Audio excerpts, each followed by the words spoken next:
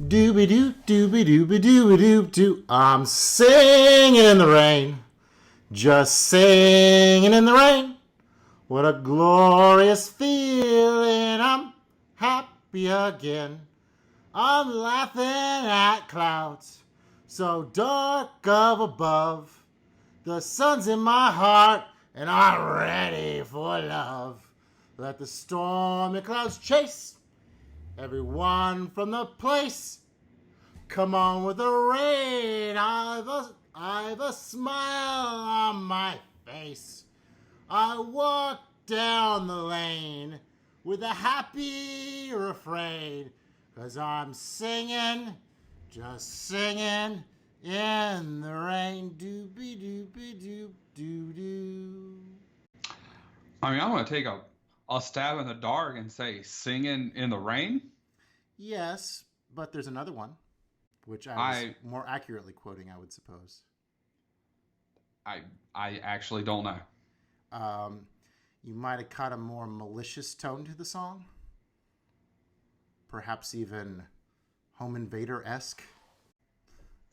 Malcolm McDowell, that was the only song he knew, so that is what he sang during the home invasion in A Clockwork Orange. Ah. Yep, well.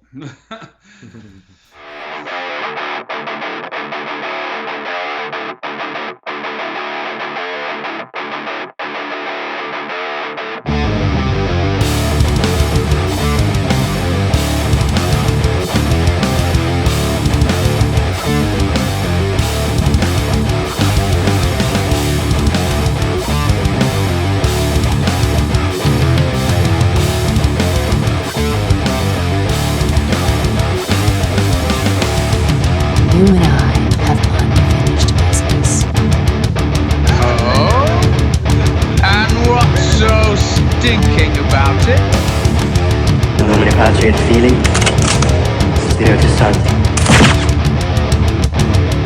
I think this just might be my masterpiece.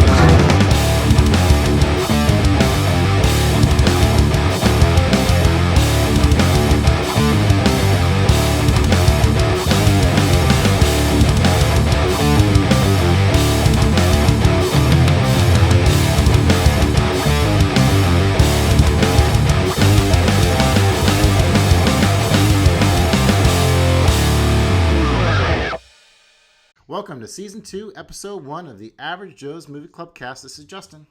And I'm Joey. And this season, we're changing things up a bit and doing theme-based episodes. And this week, we're talking about musicals. And we have both chosen movies that I would say are definitely on completely different sides of the musical genre spectrum, to say the least. The first one will be Joey's pick of The Umbrellas of Cherbourg from 1964. And later on, my pick, Dancer in the Dark, from the year 2000. And a fun fact is both of these movies won the top prize at the Cannes Film Festival in the respective years by winning that good old Palme d'Or. And just a heads up, we do discuss our full thoughts on films. So, if you haven't seen them, please do skip ahead if you wanted to avoid those juicy spoilers. And if you want to be a part of the club, as always, make sure to hit that subscribe button. Leave us a comment. We would love to hear from you. And we actually heard from somebody last time around. My buddy Max on Letterboxd gave us a real nice compliment about the show last week. What did we talk about last week? Our last show? We were doing... It was Kicking and Screaming. Mm-hmm. And... Challenge? The Passion... Not Passion of the Christ. Oh, The Last Temptation of Last the Christ. Temptation. Thanks so much for Max for that wonderful compliment. We're glad that you're listening. All right. So, what is it? Coronavirus quarantine week 5, over a month now. How are things going for you?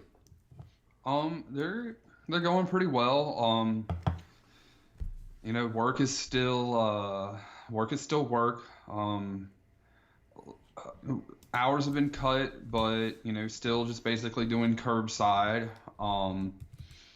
There's some juicy, spicy videos on the internet from a pretty famous YouTube guy that's entertaining, where they're saying some interesting things about my company. But I won't.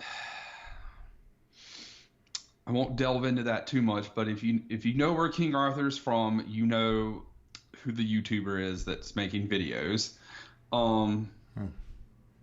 Yes. Let's see. I hit up 2 orders from the Arrow flash sale, Easter sale, spring sale, whatever you want to call it. So that was interesting. I also included in that is the 2 movies for our next episode. So I got those. Spoiler. Along with, well, I'm not gonna say what they are, but I did get them. Yeah. So I'll tease what the theme is there, but. Oh yeah, there's a ton of I got like, I think a total like 15 movies or something like that.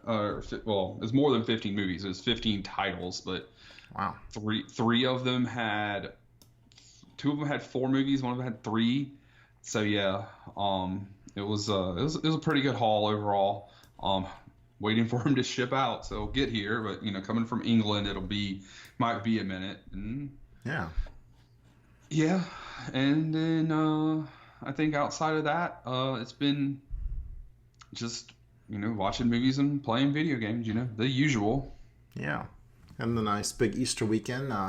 Boys got a basketball goal from the Easter Bunny, so it took me pretty much all day on Sunday to get that guy set up. But proud to have that up in the backyard, playing some horse with the boy. So gives us a good excuse to go outside.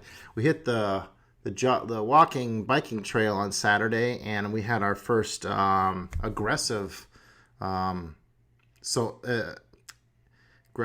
should I say, moment where anyways, so like the boys are like, they're going up to each intersection, stopping, waiting for me to get up there with them, and this older lady walks by walking her dog, and she's like starts screaming at them saying, why aren't you going, I'm like, well, they're waiting on me to cross the street, lady. And she's like, don't you know what 6 feet of social distancing is? So I was like, yeah, but get over yourself.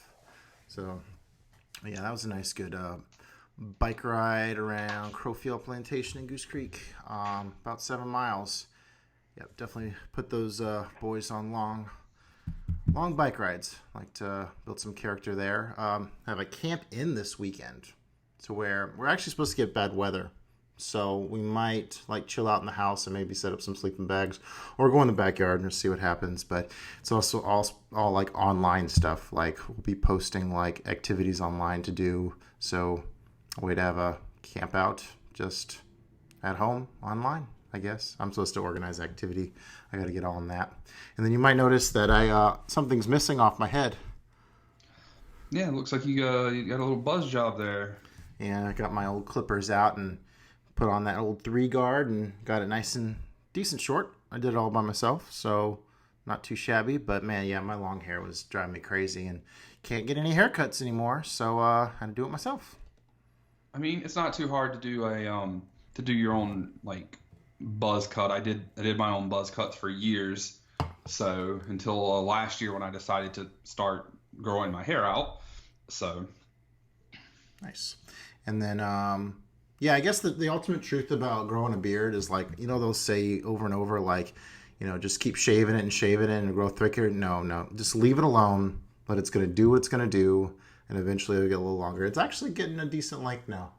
So, like I've had it for almost a year, but it was always kind of like at a just very general length. And I was always kind of evening it off, but it really wasn't going anywhere. Just, cutting strands. And if you just let it go, it'll go. So yeah, I need to I wish the shop started when so I could get the ends and get it evened out, but it's getting very burly, having not been touched up in a while. But yeah, well, it is what it is. Have you ever used one of those straightening irons? I thought about getting one of the the ones I keep seeing advertised on internet everywhere, but I just haven't pulled the trigger on it. Maybe I should, but we'll see. Nice. All right, so we got a movie night pick'em game this week. Yeah, and this movie night pick'em is the Seth Rogen Throwdown. Oh. All right, we're gonna do 2008's Zack and Miri Make a Porno. Kevin Smith. Or, that is a Kevin Smith movie. or 2013's This Is the End. Well, that makes it easy. I've never seen This Is the End. So, yeah, by default, it would have to go to that one. Yeah, This Is the End, and I think it's called, what's the Edgar Wright one? The last of the Cornetto trilogy is called, like, The World's End. I hadn't seen either of those two movies. I think they're similar, like, end of the world kind of comedy things. But, yeah. Yep, that would be it. Hadn't seen that. So, interesting. Although I did enjoy Zack and Mary. Me and Christina watched that back in the day and had a good time with it. So, that's probably one of, despite the title, probably one of Kevin Smith's more tasteful films. I mean, I don't know if that movie's tasteful, but like at all. But it's my wife palatable, so. Okay. It could be a date movie, not just a bros movie. Although it's been a long time since I've seen it. I say it's pretty raunchy, but I guess it's one of those movies I guess I call like a guy's rom-com, because you got the whole love story in there, but it's definitely raunchy AF. I guess for me, between these two, like I sat there and I made this and I was like, well, I know this is going to get thrown back at me. And I was like, it's kind of tough, because I remember like watching This Is the End in theater, and like it was me and a group of friends and we were like dying laughing throughout the whole movie. Mm-hmm. But I think I've only watched that one, like I might have only watched it like once, maybe twice since it's been out of theater. Like I have it on Blu-ray, but like Zack and Miri I've watched numerous times. Mm-hmm. So I guess like I'd probably just pick Zack and Miri because I love it so much. Like, yeah, if I was going to just, I have to pick one, I'd probably pick Zack and Miri.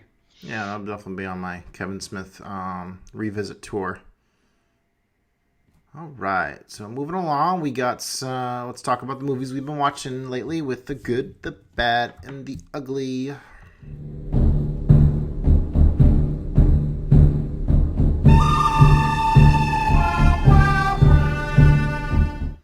All right, what are your categories this week?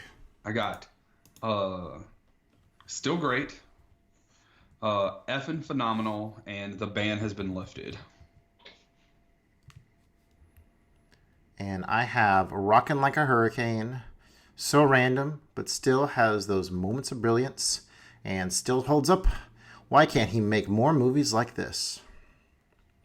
What's your phenomenal movie? Oh, that's High and Low. Okay. Yeah. Kurosawa. Yeah, Kurosawa. So we watched that the other day. I mean, it's one of just a top tier Kurosawa movie. I think it's the second one I've watched that wasn't a samurai movie, and I mean, I kept waiting for Mifune to like pull out a samurai sword and kill people, but what's the other one? Deduskiden. Oh yeah. Mm-hmm. Yeah. So, some reason Akira came to mind, but yeah, we did watch Deduskiden. Yeah, and boy, like this, I'm assuming you've seen this one, right? Yep. Yeah. So like, man, just the then modern setting, and it's a businessman, and he's trying to keep himself from being forced out, and this kidnapping happens, and then just everything, the way it's framed, you can feel his emotion coming through, and then like the one piece of color they put in there was so great, and just everything about it. Like if you like Kurosawa or you've never seen Kurosawa, like you just this movie it's just a great movie. It's just a great piece of cinema, and I highly recommend it to anybody. I know they call it a Ransom remake. I've never actually seen Ransom, so I couldn't speak precisely to that. Have you seen Mel Gibson's version? No, I haven't, but I would definitely be more interested in that now. All I knew about it coming in was like how the first like part just takes all place in that room, which is really good. And then everything after that was a surprise to me. And yeah, especially at the very ending. Yeah, very solid Kurosawa for sure. All right, and so you let's go with Rockin' Like a Hurricane. All right, so as promised, I probably mentioned this on the last podcast that I was definitely going to be renting Trolls World Tour for the kiddos on Friday when it hit VOD, supporting that video on demand straight to the house. And so, yeah, we watched that bad boy I think 3 times over the course of 2 days. So it wasn't as good as the first one. Like the first one, they definitely like use like less popular songs, less like original songs to like really kind of make this story about like this character journey, where this one was just like a bunch of covers, which I mean, they were good covers, especially the rock ones. I mean, Rockin' Like a Hurricane was on there and Barracuda was on there. There's actually this whole like Infinity War vibe because the evil rock trolls are trying to collect the strings from all the troll clans in order to make the guitar Infinity Stone Gauntlet thing in order to make everybody the same. So there was a little bit of a Marvel vibe to it. Overall, it was fun. Had some good, like, we should all love each other and, you know, understand each other's difference vibes in there, which always is a fun message for kids, valuable. Overall, you know, entertaining. It's just the story didn't hold up compared to the original, which I really like the original. Real good time there. All right. What's your great movie? No, that was Role Models. Okay, yeah, I need to hear about this because when I saw you put this at 5 stars, I'm like, okay, I'm not sure if I've ever seen this. Okay. Oh, I don't want to hear lip from you about ranking comedies really high, Mister. I ranked Dumb and Dumber at 4.5 stars. It's a classic. Not a fan. I liked that movie a lot when I was younger. I haven't seen it in a very long time. I just don't know if that would have held up to stay at 4.5 stars. So, kick his ass, Seabass! what's the most annoying movie in the world? Yes, and I changed that on purpose. But anywho, I had ranked it at 3.5 stars, I guess, when we talked about last time, giving things rankings out of memory. And when I finished watching this, I had just stayed laughing the whole time. Like, it has Paul Rudd in it, who might be the greatest comedic actor of the last 20 plus years. Okay. Like, is Paul Rudd in, I think, in I Love You, Man? yes. Okay. Yeah, he's in it with Jason Segel. Yep. That's a good one from what I remember. Yes. But, you know, him and Stifler, Sean William Scott, and you would just call him Stifler because let's be real, that's who he is. Every character is Stifler. Yep. And in 2008, he was still Stifler. If this movie had been made now, instead of Sean William Scott being the top billed guy, it literally would have been Role Models, and then right underneath it in just huge letters, Paul Rudd, and then probably nobody else.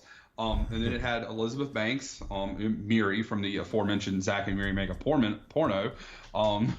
Was also in it, from the same year even. Nice. Yeah, it was just it was very inappropriate. Probably wouldn't get made today. And it was super hilarious. You know, 2 guys end up in trouble. They have to go be role models as their community service. And then there's a love story. And then you've got McLovin, Christopher Please. He's a kid, he's Paul Rudd's little brother for the movie, and he is, you know, really big into LARPing, and, you know, he teaches him how to, you know, better interact, and then he teaches Paul Rudd how to, you know, let loose and blah, blah, blah, but it's just inappropriately hilarious, Nice. as most comedies tend to be these days. Yeah, most of them are pretty, a lot of vulgar humor, just kind of throw out at the wall, improv and stuff. So, all right. So, what was random but still had moments of brilliance? All right. So I finally got through with the big Monty Python trilogy by watching Meaning of Life. Old favorite of mine. I guess it's fair to say that it is my second favorite of the Monty Pythons, from first being Holy Grail, then Meaning of Life, and then Life of Brian. I still need to see their first movie now for something completely new, I think is what it's called. It's essentially a sketch comedy movie, which is what Meaning of Life is as well. Have you ever seen any of the Monty Python movies? I've seen all of them, although it has been since high school since I've seen The Meaning of Life or The Life of Brian, although I did just randomly get The Life of Brian on Criterion DVD a while back. There you go. But yeah, so it's sketch comedy, so it was kind of exhausting writing the review for it, because like every single bullet point, like I had to re-explain like a scenario and make it, kind of make sense of what I was talking about with the jokes. By far my favorite part is there's this huge song and dance number. Speaking of musicals, Every Sperm is Sacred, where you have these really poor kids in Britain that are going to be sold off for scientific experiments because they're from a Catholic family, and every time the dad, lets one go, they have to have another baby. And so there's a big song and dance number where you see kids talking about sperm hitting the dusty ground, and nuns doing dancing around. And so yeah, it's a ball. Other parts fall flat for me. There's this whole reference to the British Zulu War, which is okay, get on with it. There's this really hilarious scene where this really fat guy goes to a French restaurant and he's throwing up everywhere. It's basically the grossest, hilarious thing I've seen. So yeah, very random Monty Python, but man, there's some really good moments throughout there. And so it was a blast revisiting that. And I actually figured out that the first 17 minutes of that movie is another movie. It's a Terry Gilliam movie where these old office workers rise up and become pirates in this office building that goes around to different cities and takes over corporate businesses. And that's actually separately loggable than the actual main feature, Meaning of Life. So I got to log both of those and mentioned in my review of, I think it's Crimson something. I don't know. Anyways, I'll log that first. I said, okay, here's a little bit of info, but the rest of it's going to be my Meaning of Life review. And definitely happy with that. Got everything I wanted to in that review. So, all right. What's, you said Lifted is the last one? Yeah, the ban has been lifted. Ban is lifted. Yeah, the ban has been lifted. Ralph Breaks the Internet, and that lifted my near 3-year Disney specific, obviously not Marvel or Star Wars, but Disney ban. Why is that? Basically, I had been in a relationship where it was the other person was obsessed with Disney, and so it was all Disney all the time, except for Star Wars or Marvel, oddly enough. But yeah, so no, it was a lot of Disney, and so I just had a lot of negative, maybe not necessarily negative, but just Disney was just associated with that person, and I just didn't want to watch Disney for a while.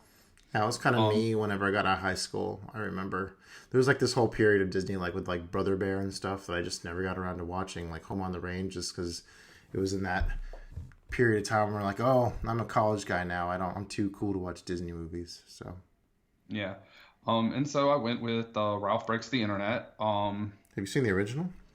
Yeah, I've seen Wreck-It Ralph. I actually, that's what I ended up when I was telling you that whole story earlier about my shenanigans at Best Buy today. That's what I ended up buying was Wreck-It Ralph on Steel.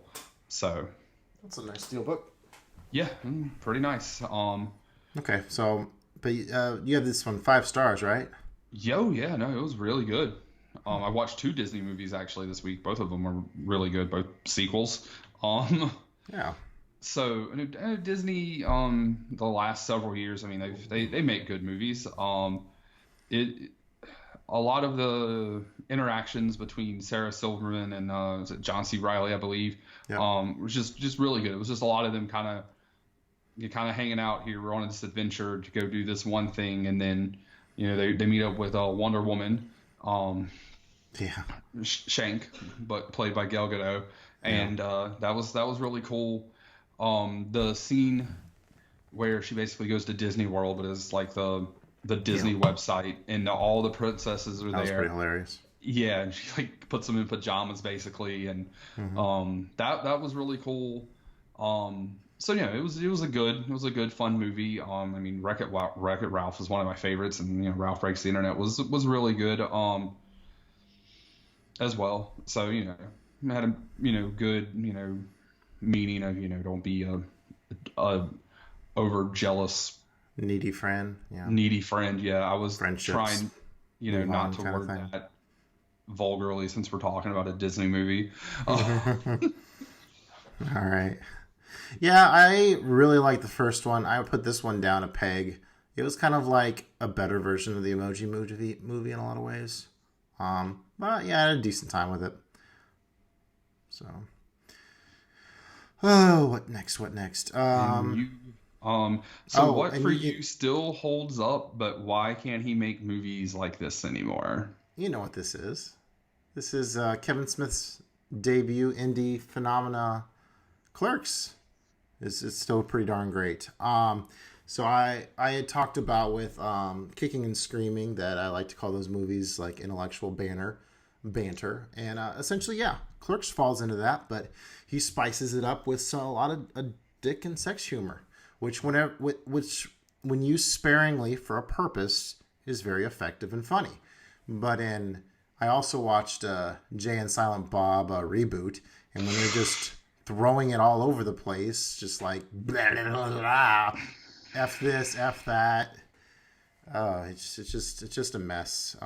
No effort in the script. Where you can definitely tell that this was a passion project for him, and he spent every last dime he had making it. And I love it in the black and white. It's like super grainy black and white, but it matches this whole like premise great. Have you ever seen the extended cut?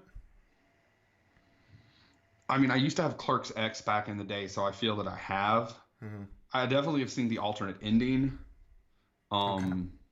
I read about the alternate ending. I don't think I've ever seen it. Yeah, I'm very sad. It was one of the things like at one point in time back in the day, I sold all of my movies. I needed money, and I never reacquired Clerks X. So yeah, that makes me very sad. Mm-hmm.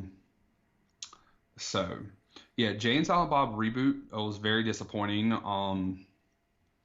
That's like one of my lowest ranked movies for viewing for this year. And I had bought it and was all super hyped. And besides, vulgarity aside, like it was so much like fourth wall breaking and like nudge, wink, wink, like, haha, we remade Jay and Silent Bob and like, ha ha ha, which Jay and Silent Bob had a lot of like kind of fourth wall breaking, but like there was just so much like, hey, we're throwing back to Chasing Amy, and we're throwing back to Clerks and Clerks 2, and we're throwing back to this movie, and it's like, okay, we get it. You got this whole View Askew universe, but don't spend the whole movie throwing back to it, like. And so I thought it was very disappointing. I've seen some people online, a decent amount of people, be like, "Yo, this movie was dope." Like, I am sad that the whole me going to like watch it in theater and do the Q&A fell through. Like that still would have been really dope. It wouldn't have made the movie better, but I guess it would have made my experience with it better. Oh, sure. But so how do you feel? I don't know if you went through back and watched everything, but like Clerks versus Clerks 2. Well, I've only seen Clerks 2 the one time in theater, and I remember being a little underwhelmed by it. I don't really remember a whole lot about it, so I couldn't really speak fairly to it. I remember some kind of crazy thing involving a live animal happens at the end or something. Yeah, there is a donkey in my mind. Okay, donkey show or something. Yes. So I won't go. You're just watching back through all of it, right? Yeah. So I got to get to Mallrats next. Haven't got there yet. Well, I won't delve too much into it. I just know I'm sure you saw my comment, but Yep. like I'm the weird person. Like obviously Clerks is a classic, but I remember thinking the last time I watched it, I was like, even as a person who deals with the people every day, and I was like, oh man, I really am not supposed to be here every day, kind of deal. Like Clerks 2, it's just I think it's a better movie. I don't even think Clerks. I think Clerks might be Kevin Smith's like third best movie, maybe. I definitely think that like Clerks 2 and Zack and Miri might be better than Clerks. Definitely Okay. Clerks 2 is. Yeah, Clerks has a special place in my heart because it was my freshman year of college, and we had a friend named, I think his name was Luke or something, and he had lent me a copy of Snatch, a copy of Royal Tenenbaums, and a copy of Clerks, kind of all in the same time frame, and I watched them all, and it was just like the most unique stylistic movies I'd ever seen to that point. I would say, like back in high school, like Fight Club totally changed my perspective on movies, and then after that, it was in college when I watched those three in pretty close proximity that really enhanced like my appreciation of what film craft was all about. That's really weird, like funny, because I just saw Snatch like last year. Maybe it was the year before. I think it was last year, and I just got the Steelbook, and I still haven't seen the Royal Tenenbaums, even though I have the Criterion DVD. I got it from one of like my pawn shop expeditions. And then I've seen Clerks like 100 times. Um, I think I'm not sure if that was my second or my third time. Probably my third time I've seen Clerks. But yeah, seeing Randall and Dante, I'm definitely more of a Dante kind of guy. I always take my job overly seriously at times, where Randall really, really doesn't give a shit about anything. But I do enjoy hearing him rant. The whole, the poor independent contractors on the Death Star during Return of the Jedi. That's a classic little rant of his. Yeah. I feel like I'm a good mixture of the two. Because I do care about my job, but I do sometimes understand where it's just like they don't care about us, so whatever, kind of deal. Love that scene where Randall goes into the Better Video store and it's just like this kind of like heavenly music, and he's just like, oh, look at all the movies, and he could care two shits about his store. Yeah, they definitely the one where he walks up and the video guy's late, and I bet you I'm gonna get you this movie before you do. Oh, $10 says you won't, or how much ever, and everyone, anytime you say anything about Berserker, anybody is like, would you like to making Berserker? My love for you is like a truck, Berserker, and yeah, no, it's so very quotable for anybody who's seen it, and the black and white. Yeah, I mean, no, it's great. I mean, I'm sitting here saying, oh, Clerks 2 is better. I don't think this movie's bad. I think Clerks 2 is a better movie. Now to our feature movies of the week, and we have a theme now in our show, and our theme is musicals. So, Joey, since you picked the theme, you want to get us started off about what you like about this genre, your history with it, some of your favorites, some stuff you still want to see? All right. So as a child, I remember watching like Sound of Music and like The Wizard of Oz, and kind of being enamored with them. And then getting a little bit older as a child, but still being a young child and seeing Lion King, and you just having the songs, Circle of Life, Be Prepared, Just Can't Wait to Be King, Hakuna Matata. They just really stood out. And then Aladdin, or maybe Aladdin and then Lion King, whatever. Friend Like Me, One Jump Ahead, Prince Ali, Whole New World, and you just had these big, huge songs, and I guess many people don't think of Aladdin, Lion King as musicals, and they're not musicals. They definitely are. They're definitely not. They're definitely not musicals in the sense of they sing every word, but they're definitely those are pretty rare though. Yeah, but definitely a lot of big songs that stick out. Anytime somebody says "Be Prepared," I'm 35 years old and I still think of Scar. Be prepared, It's a great song. They totally ruined it in the remake. Ooh, well, I hadn't seen that yet, but it was definitely I don't remember how old I was, but I definitely was probably, I guess, in like my late teens, early 20s, because the movie came out in 2002, so I'd been 17. Mm-hmm. I saw it sometime after that. Was Chicago. Yep. That got me into music. All That Jazz. Yeah, I mean, and it has tons of great songs. All That Jazz, Cell Block Tango, We Both Reach for the Gun. He had it coming. Yep. Yeah, the Razzle Dazzle. And I mean, it had everything was done on like a grand scale, and it had tons of great actors. I mean, it won an Oscar, whether it should have won it or not. Yeah. It was over a great set of movies that year. It beat Two Towers. It beat Gangs of New York. It beat The Pianist. And beat The Hours. So whether or not it should have won is debatable, but it won the Oscar. And then I remember I watched Moulin Rouge and Rent, and they didn't hold the same sway. But that was and I probably should revisit those. I actually like Moulin Rouge. I remember not like being impressed with Rent at all, but like I probably should go back and that being said, there's still a song from Rent that I don't know the numbers, but everyone knows the song from Rent with the how many ever minutes. 525,600 minutes. Yep. Yeah, exactly. So and then recently there's just been at least for me there's been kind of like this big upswing. You have like stuff like Pitch Perfect, and it spawned two sequels that were not nearly as good.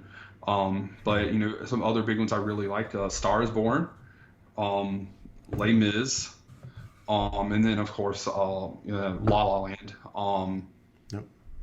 So, and then the main movie that we're going to talk about, I don't say main movie, the first movie we're going to talk about, Umbrellas. Like, I just watched it and fell in love. Nice. Fell in love with it. And then so some of the ones I still haven't seen that I would like to see, one of the ones we talked about at the beginning off the top, Singing in the Rain. So these will all be like big ones, I guess classical musicals that I've never seen, Cabaret, All That Jazz, West Side Story. I'm going to assume that All That Jazz had some sort of influence on Chicago. Yeah, But- that's. I should have probably liked All That Jazz. That's a Bob Fosse movie. That's a long story why I didn't like that one, but maybe we'll get there someday.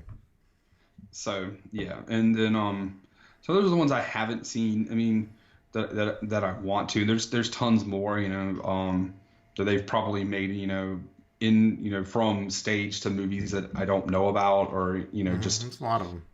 yeah, just I saw Music Man. Yeah.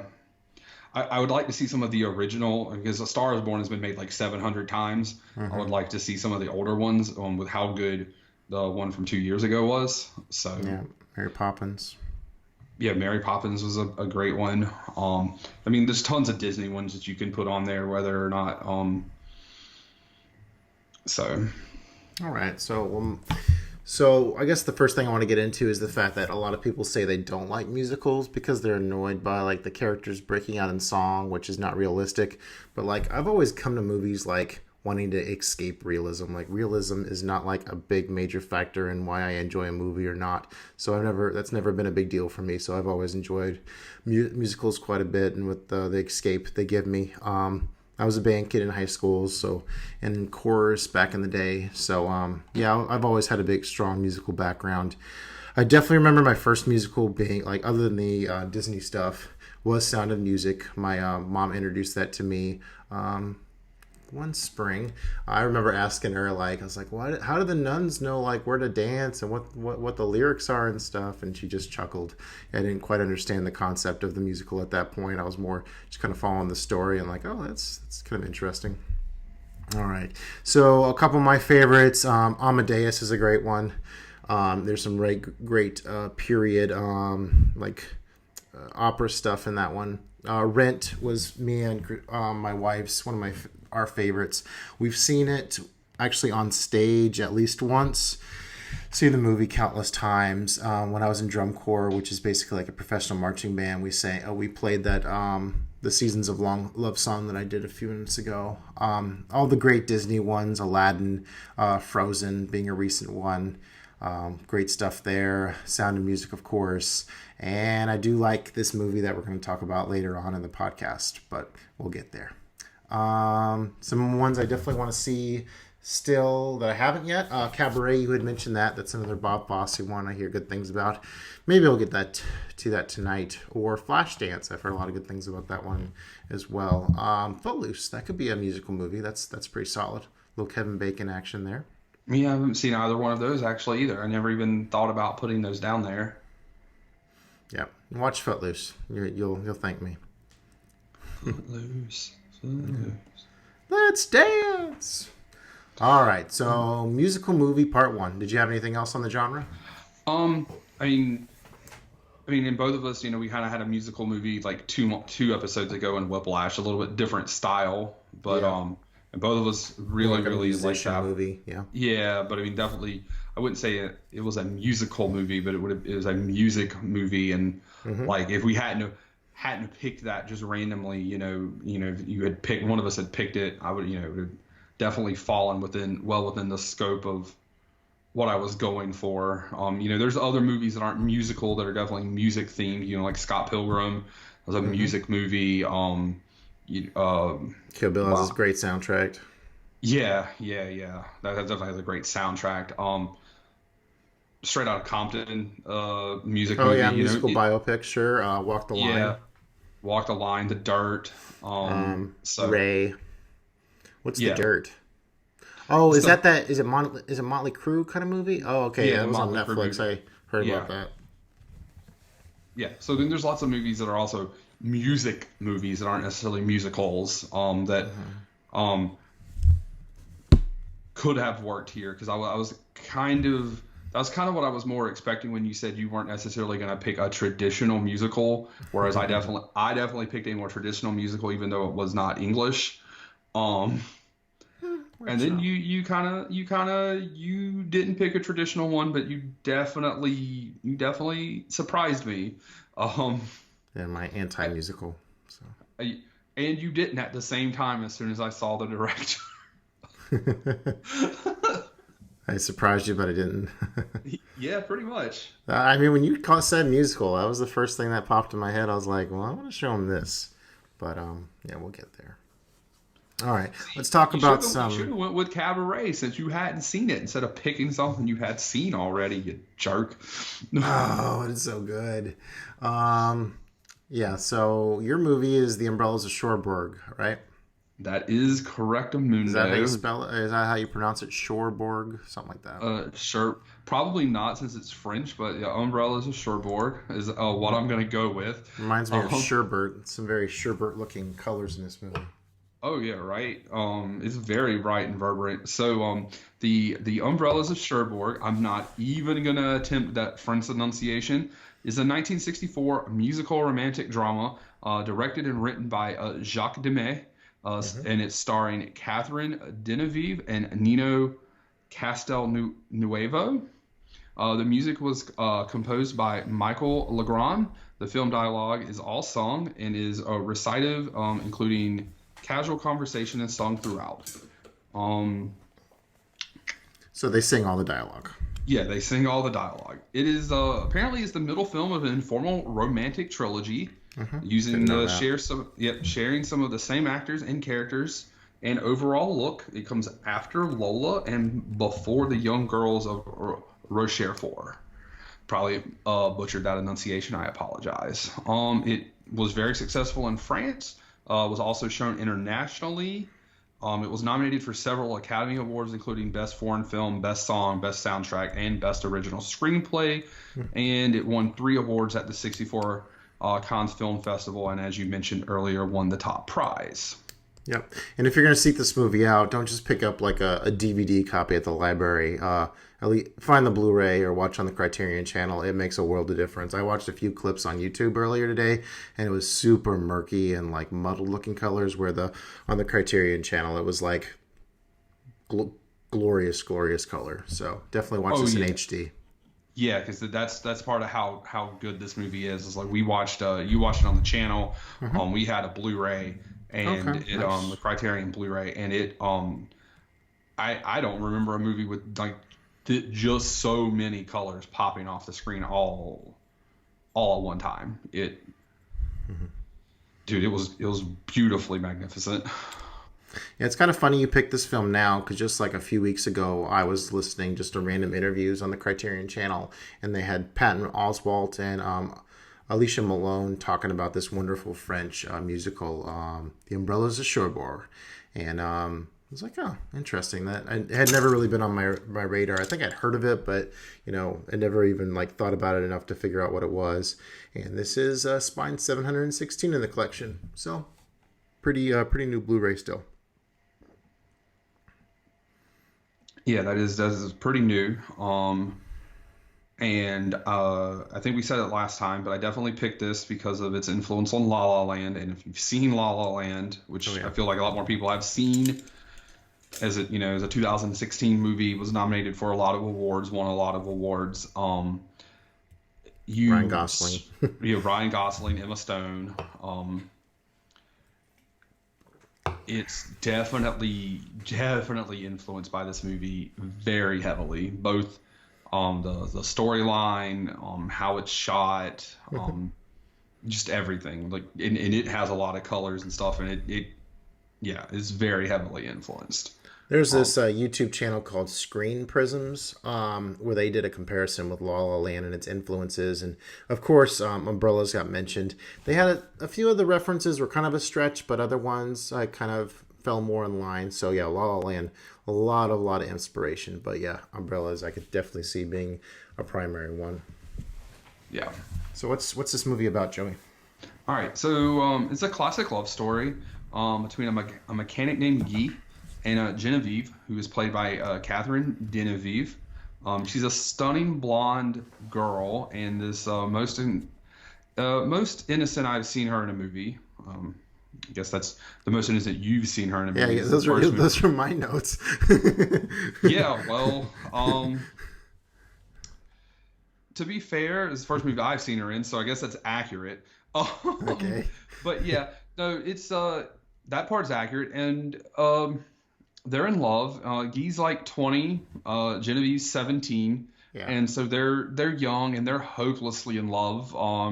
And doing like most people at that age who are in love, they're talking about getting married and being together and on a little date to the opera, I think. Yeah, they went on a date to the opera, and Guy has told his aunt who he's living with, who's also his godmother, but Genevieve has not told her mother, and then she tells her mother, and she is, all like, well, how is he going to take care of you? And, being protective, but, like most mothers are, he's just a mechanic, and how old is he? And then she tells him, and, oh, well, he hasn't even done his military service yet. You don't need to worry about it. Yeah, what do you know about some foreshadowing love? there. Oh, yeah. It was hard foreshadowing. I really like the opening. So this Cherbourg, this like a French port city, and then the opening is all in the rain. We see kind of like these fun text go across the screen and all these different really bright colors, and then you see all the bright umbrellas come in, and you get this point of view shot downward, like from a raindrops point of view, pouring on these umbrellas, and you got the music already cranked up there, and it's a really whimsical opening. Definitely enjoyed that. Yeah, it was all the umbrellas. It was just really gorgeous. And it kind of sets the tone. There's gonna be a ton of colors, and like all of Guy's shirts when he's not, in the in a uniform are also usually really colorful. Yeah, and also this is Act 1. The movie is broken into 3 acts. What's the first one? What's the first one called? The Mead? It's not the Mead, is it? I don't know what it's called, but as Act 1 is Genevieve and Guy together. Yeah. And the second one is when and the second one is when Guy is in Algeria. Yep, when he goes away. Yeah. So, and then the third one is when he comes back. Yep. So yeah, I've seen Catherine Deneuve in a few different movies. Yeah, she is super cute, petite, blonde in this, which is pretty unique because a few years later she was in Roman Polanski's Repulsion, where she's like this girl going crazy. She's like sexually repressed in that one, and so that's pretty weird. And then a few years later she was in Buñuel's Belle de Jour, where she plays this married woman that resorts to prostitution in order to feel something in life. So in this movie she's definitely more innocent compared to those more sexually driven European films she was later in. So this, you had mentioned before, this is this is a musical that is all the dialogue is sung. Very few of those. I think of this one, Les Miserables from 2012, which I tragically haven't seen all the way through. It was like I started watching it one Christmas whenever I was putting my kids' toys together, and I stopped it like halfway through just because I had other stuff to do. And then I sat down to actually watch it with some family members, and they're like, "Oh, this is really depressing." Like an hour and 15 minutes in, I'm like, "No, we can't stop. We have to keep going because otherwise I'll have to start over whenever I go back to it." And they wanted to stop it, so even though that's like one of my favorite books in high school, I still have not watched all the way through Les Miserables, the 2012 musical one, which is all sung. But yeah, it definitely has that operatic feel. And we've talked many times on the show about subs versus dubs. And this is definitely a case where, this could only be in this French language. Like, the songs coming off these people's tongues is just so charming with how these little songs go, with how delightful they are. I think one of my favorite moments is whenever the mom and the daughter are bickering at each other, and it's in this quirky French language. So this definitely needs to be heard in French all the way. Wasn't too bad reading the subtitles on this one. Yeah, it did take me a second. I'm used to, things being sung in English for the most part, and then it comes out and it's in French. And I'm like, and I knew it was going to be in French, and it was still just kind of like the first, 10 or 15 seconds, like, oh, this is weird, and it was like, okay, I'm used to it now. But the French singing was very beautiful, and it was not a big deal having the subs, which, I mean, I want subs on every movie all the time. I feel weird when I'm watching a movie and it's not in subs. So Which makes me wonder what the subs must have been like for the other movie we watched, because Oh, there weren't subs. We didn't have subs on the other movie, which made me very sad, but okay. yeah. All right. So, by far the highlight for this movie for me is the color. We've got into a little bit. These radiant pastels. I mean, the production design and the costume department on this is just off the charts good. I mean, there's these scenes like, I think once she gets pregnant, spoiler for later in the movie, she's like in this like floral like dress, and like there's the wallpaper behind her that matches it perfectly. Guy, the girl who takes care of Guy's aunt, I think she's in like this orange, and then they're in this orange room. So the colors are super matchy like all the way through, which is just really, really cool to see. That girl's name is Madeline. Yep. By the way, I'm actually usually really terrible with names, but I remember these names probably because I read them so much. Yeah, I asked you a question online about Catherine Deneuve, and you're like, what was it? Genevieve. Genevieve. I was like, oh yeah, that was her name in that movie. And so the follow up on the namesake of the movie, Genevieve and her mother run a umbrella shop that has fallen upon hard times, and so she goes to sell her jewelry, and the guy doesn't want it, but a guy named, I actually wrote this name. His name is Roland. He took an interest in them, and he's gonna hook them up and get them some money to save their umbrella shop. But at the same time, he has the hots for Guinevere. Yeah.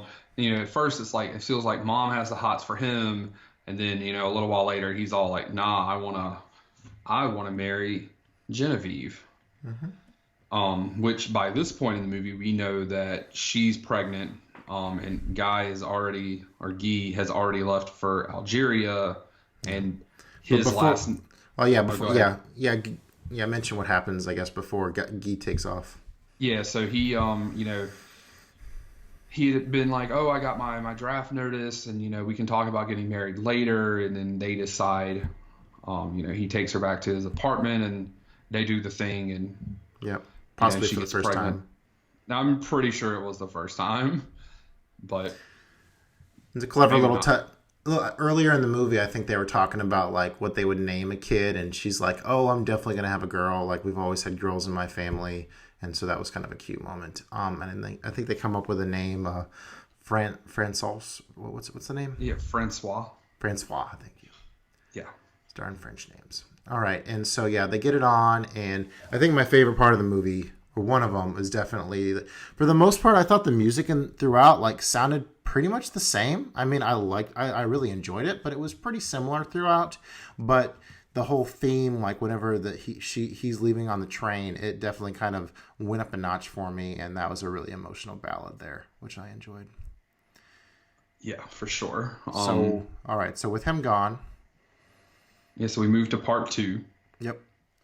And this is her and the mother. I might have been at the end of part 1. It might have been part 2, but this is where Roland has left for 3 months to go back to Amsterdam, and he is awaiting Genevieve's answer about being married. And Genevieve her and her mom are going back and forth. Yep. And she's like, well, if he finds out I'm pregnant and still wants to marry me, then I guess he really is a good person, and I'll marry him.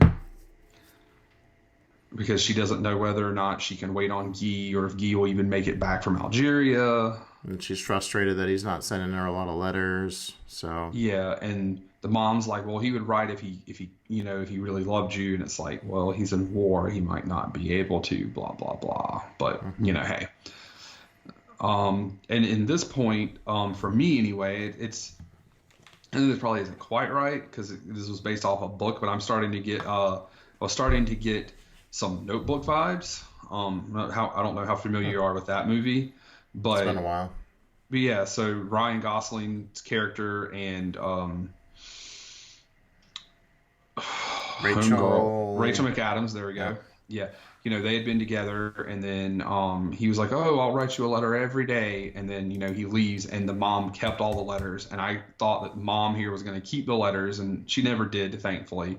But Oh, he okay. he went to war, and then came back, and sees her years later, kind of deal, and they end up getting back together, and I was like, this seems like the Notebook took some liberties from this movie, even though it was a book, but it doesn't mean that Homeboy didn't watch this movie. But Yeah, so her and Roland end up getting married, and I think another one of my favorite shots is this slam cut to her in this beautiful white dress, wedding veil, and she's kind of looking like kind of straight at the camera, and I thought that was very stunning. And yep, they get married, and they go off to live this life without Guy. Guy comes back. the white dress even was super vibrant, and in a movie where there's all this color, the white dress was even vibrant. And then in the wedding, like they're You could getting in the almost say car. that the white represents sadness because in that moment, her leaving Guy for good, and then at the ending with the snow. Oh man, the ending of this movie! I can't wait till we get to the end of this movie. But so at the wedding, she's getting into the car with Roland. Her mom gets into the front, and they drive off. And there's Madeline. And just when I was watching the movie, I was like, oh wait, she's gonna be the one to tell Guy, because Genevieve's not gonna tell him. But like it's looking back at it, is like there's some more foreshadowing. Yeah.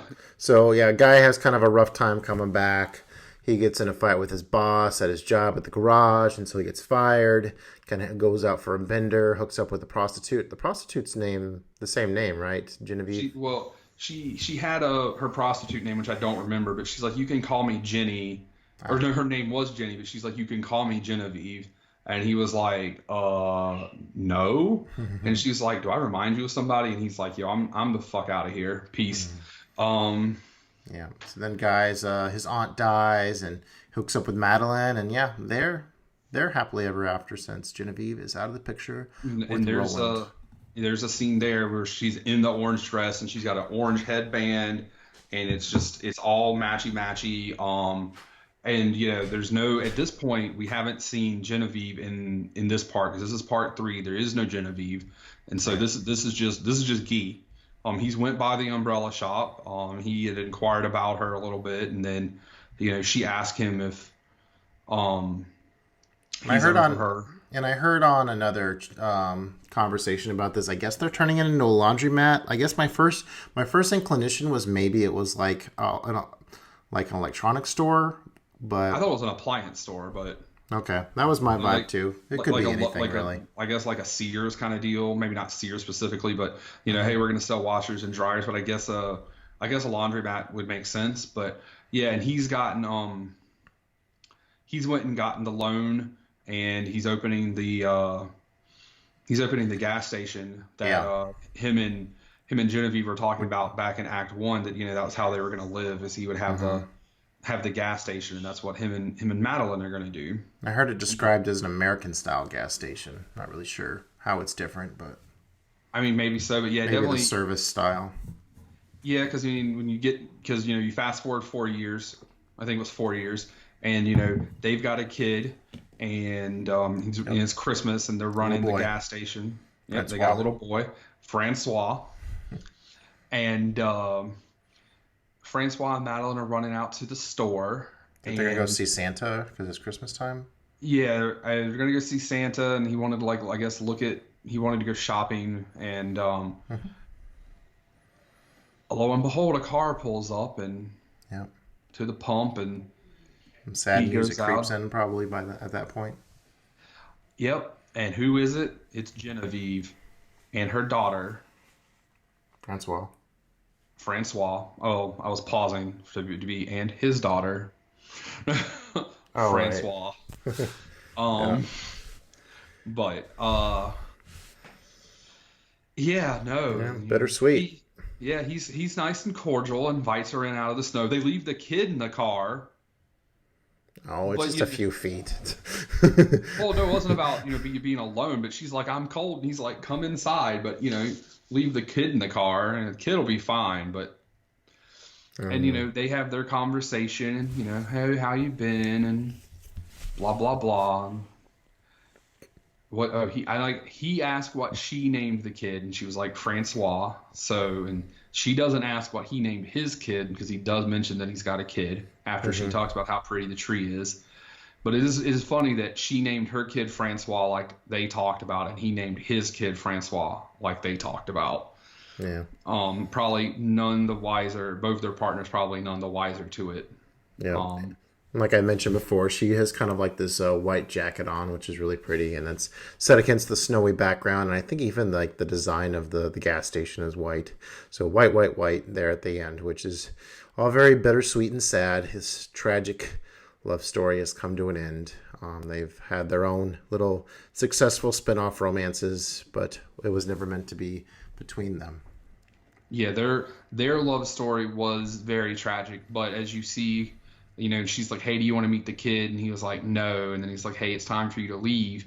And she drives off. But then his family comes, and he's happy. He's happy and playing with the kid. And he kisses Madeline. And so while it's bittersweet that he's not with Genevieve.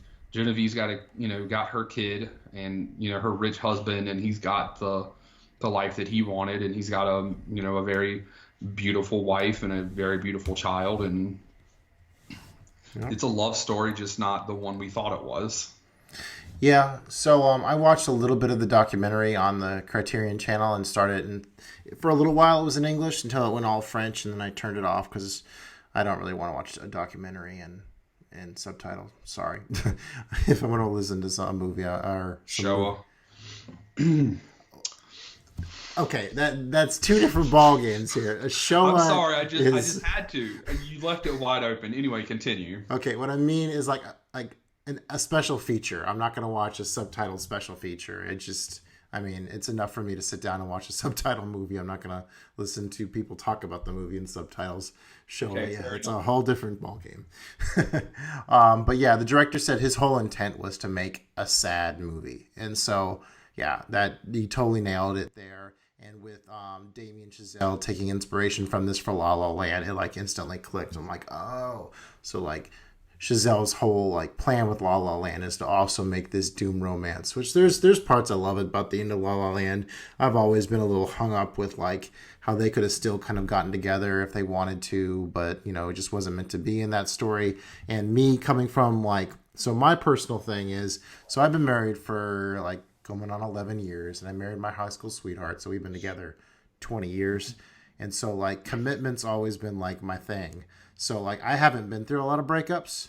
So when I see breakups in movies, I wouldn't say I necessarily see eye to eye with them. So yeah, so in some of these doomed romance things, I don't necessarily connect with that part of it. Well, first off, I think the end of La La Land is sadder than the end of Umbrellas, and to a degree, because the thing that was, because you get the fantasy, right? Well, the big sad part of Umbrellas happens in the middle, where she just ups and marries this other guy in the middle and doesn't really doesn't tell Guy, but he gets his redemption, and he gets to basically rub it in her face. He's like, hey, I got the gas station me and you were talking about. I've got a wife. I've got a kid. You should bounce out. And whereas in La La Land, he gets his club, and she went and become an actress, but they had to, while that whole movie they were pushing each other to do these things, they had to break up with each other to acquire those things. And that's when she became married and had the kid, and they see each other, and it's this kind of this look of, this is what we wanted for each other. We still wanted to be together. And maybe it was the time period when I watched it kind of thing, but I just remember being the end of that movie, I was ridiculously sad and like brokenhearted. Whereas this movie, I was like, you know what? His ending was probably better with Madeline than it would have been with Genevieve. So. Interesting perspective. Yeah, I thought it was a wonderful film filled with vibrant color, charming French music, and I did at least shed one tear at the end in that beautiful white sequence there in the snow with her jacket and so forth. Yeah, it was a solid flick for me. I would give it about 4.5. Gave it the full 5.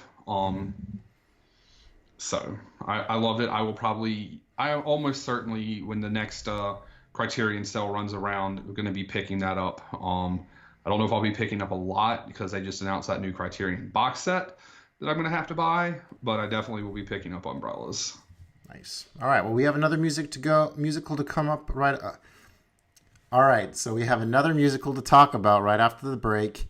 And while we were both kind of gushing over Umbrellas, I think we might be a little bit more split on Dancer in the Dark. Coming right up.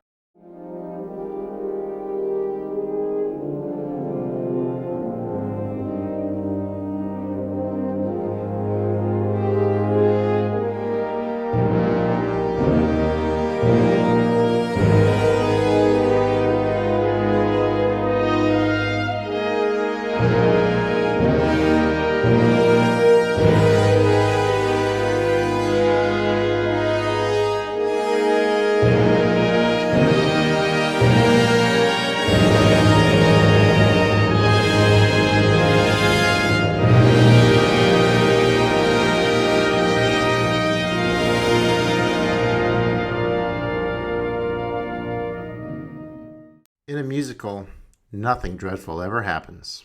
All right, we're back. And so my musical pick of this themed episode is what I would consider a musical, anti-musical, the genre completely turned upside down on its head with my boy Lars von Trier's Dancer in the Dark.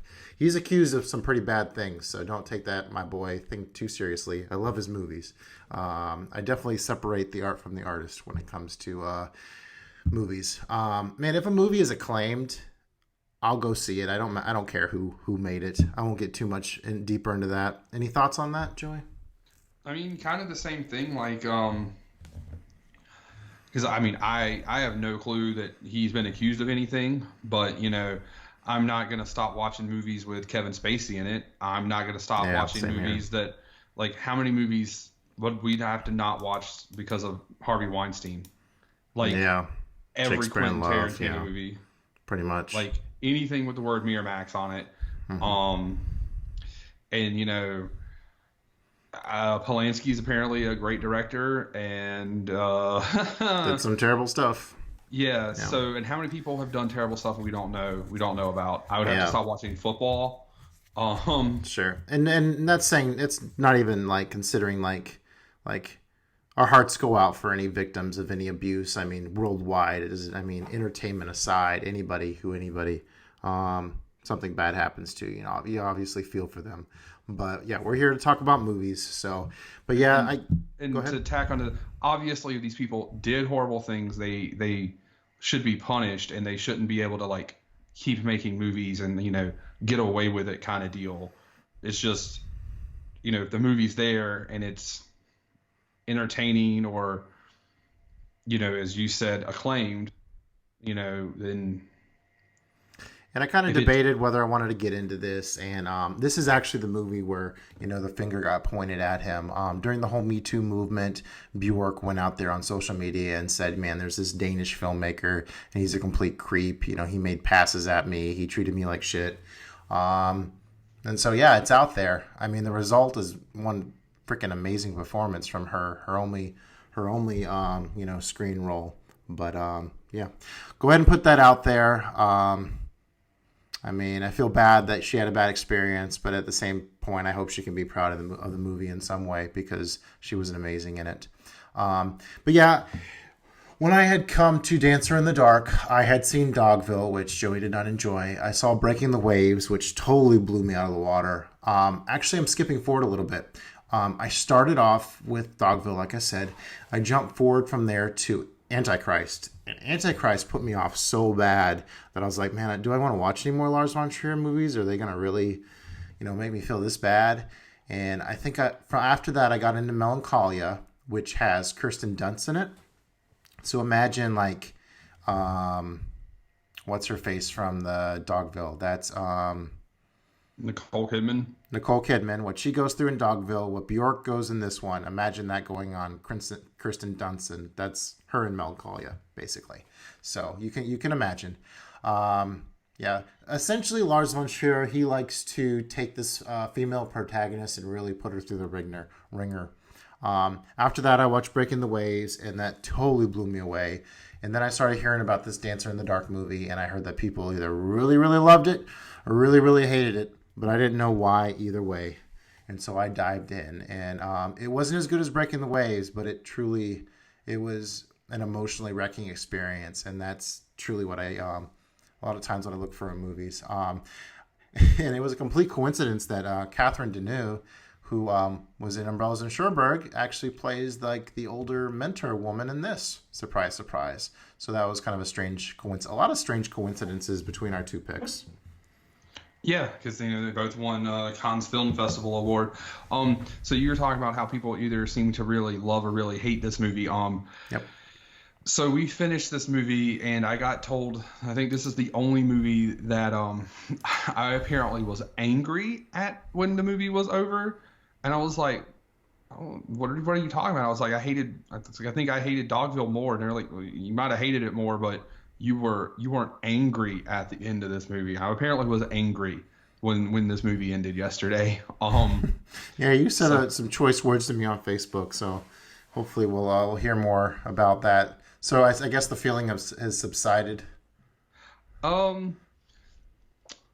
mean, I'm definitely not angry. I'm just, I'm glad the movie's over. Jeez, hopefully you didn't think it was boring. At least it wasn't 3 hours long like Dogville. Oh my God. It felt long like Dogville, but Jesus Christ. But we'll get into it. There's a part where we'll discuss some of that stuff too, but I'll Sure. let you start. I know you do like to follow exactly like the plot beats and how a story unfolds. So if there's some conveniences, I can see how you could get hung up. So I'm curious to see what you have to say on that part. All right. So in the story, Bjork plays a Eastern European woman named Selma. Very stubborn daydreamer, immigrant factory worker, who she's come to America to have the American dream. She has degenerative eye condition, and so she's saving up to pay for an operation for her son, even though she tells everybody that she's sending money back to Czechoslovakia, where she's from, for her father.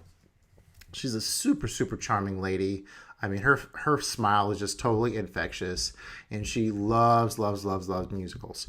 And so, like, she's part of this like local theater company, and she has the lead in the play where they're doing Sound of Music, and she's like, oh, I wish they could have a drummer so I could feel the rhythms. And the choir director, he really, really appreciates her, but no drummer. And later on, we definitely see why having a beat is so important to her.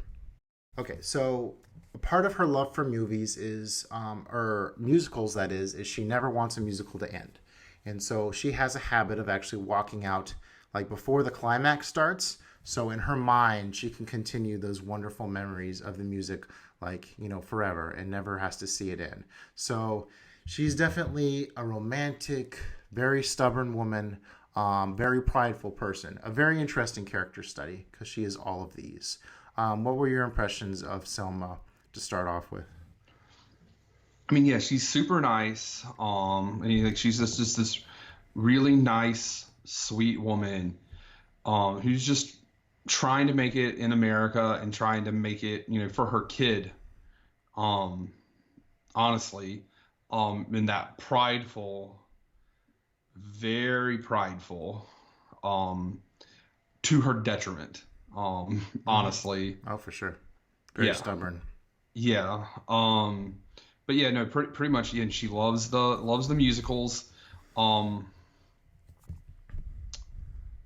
You get to the scene a little bit further in. I don't think it's much further. She's further in where her and Catherine. I don't remember the character's name, but it is Kathy or in the movie. Okay. and they're like at a theater watching a movie, and it's like those two and like one old man, and she, like Kathy's explaining the movie to her, and the dude turns around and is being a complete dick. He's like, I paid good money, and she's like, hey man, she can't see very well, and you know, the dude's like, I mean, I guess to be fair, maybe they should have sat closer, but or further away, yeah. Whatever. I totally felt for the guy like getting mad at the people talking in the theater. Although, yeah, we have a lot of deep appreciation for Selma or what she's. Yeah, they weren't like talking super loud, and like there were only people in the theater, so it wasn't like it was a crowded theater. They weren't watching like the new like talking in the middle of some new big movie, whatever. But still at the Story same or time, something. yeah. I mean, talk all you want. Marriage Story, we're watching it at home on Netflix, but yeah. True story. I love how this movie opens up with the so it starts like with this instrumental kind of melody, and we see all like these abstract colors come across. And whenever I'm sitting there watching it the first time, I'm like, gosh, I remember this song. I've heard this song before. Where is this from? And actually, when I was in drum corps way back in the day, there was a drum corps who had performed the song from the beginning, that ballad, and the whole like percussive thing in the factory. Those were two parts of their shows. So I'd actually heard some of this music coming into it. So I already had somewhat of a connection. And then whenever I was watching it this time, I kind of got the feeling that maybe like these random like colors and stuff we see on the screen to start off with during this beautiful melodic section might be like something somebody that can't see might actually come to mind whenever they're hearing sounds like that. So that's kind of what I got. And then it like slam cuts to the Dancer in the Dark title on screen. It's kind of shaky. Lars von Trier there in the middle. Now, Lars von Trier, he came up with this thing, him and another director, called the Dogma 95 movement in the 90s, I believe it was.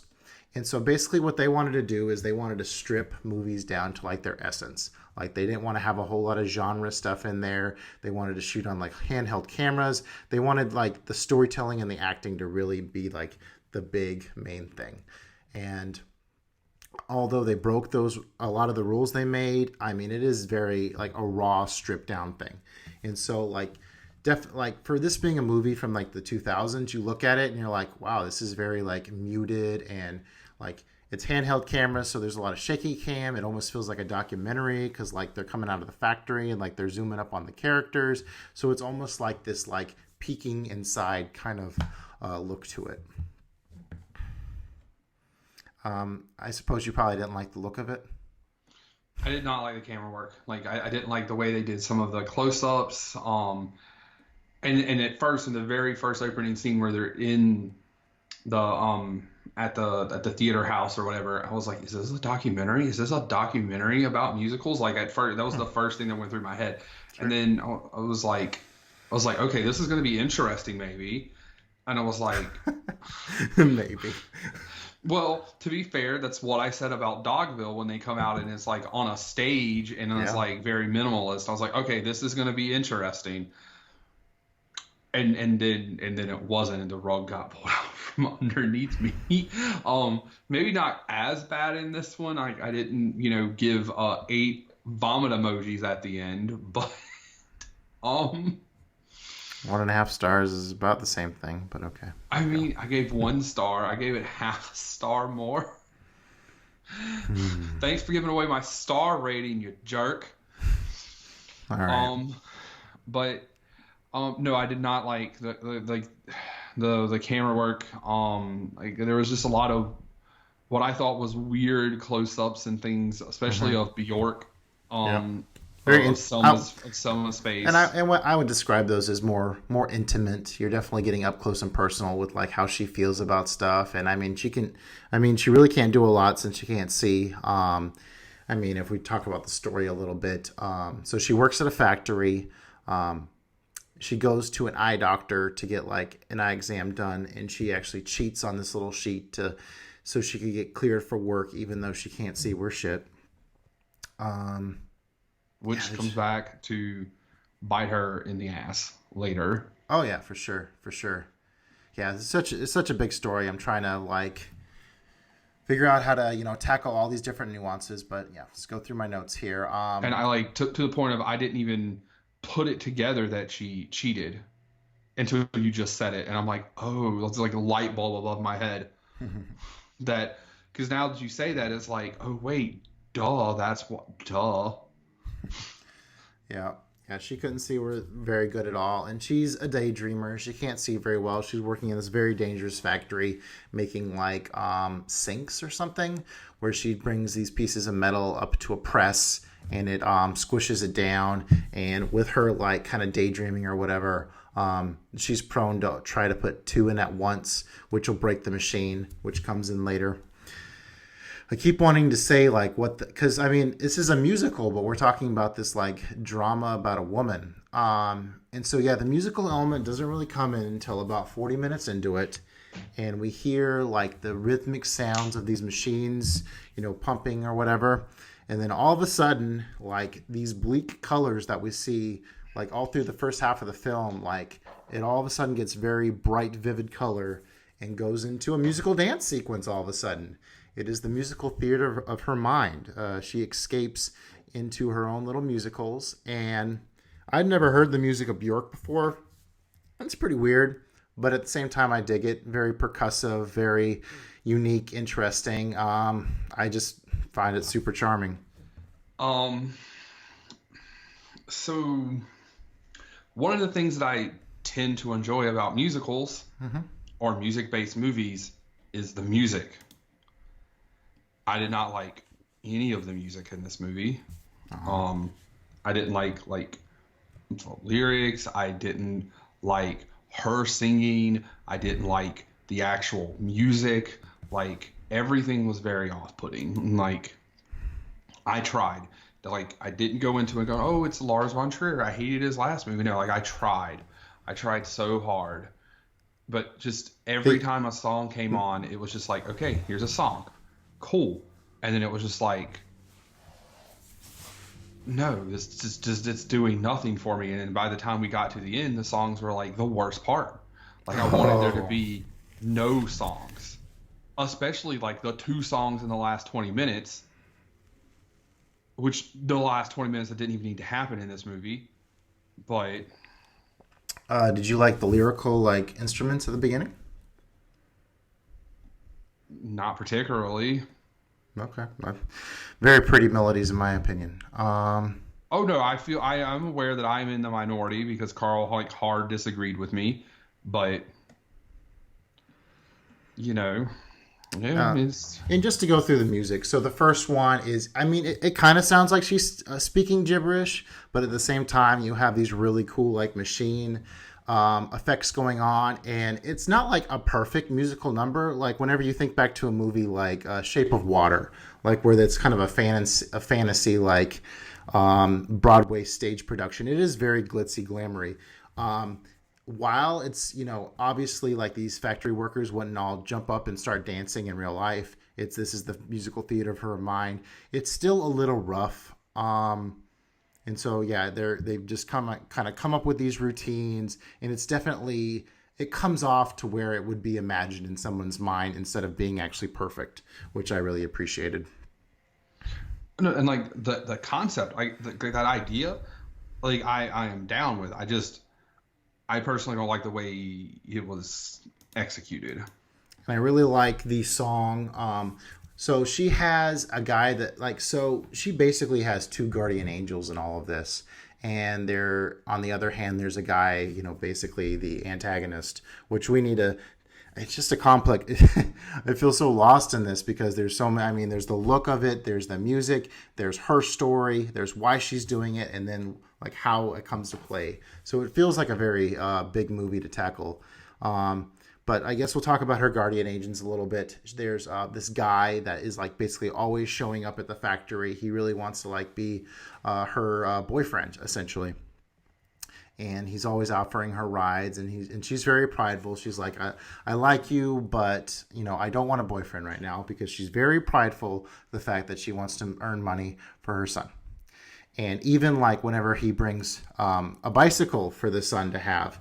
And I would say my biggest complaint about the movie is the fact that the relationship between Selma and her son is never all that like, it never feels like front and center. It's always about her trying to earn money. It's never about like her actual relationship with the son. The son is very much pushed to the side, which I would say that was my biggest complaint about it.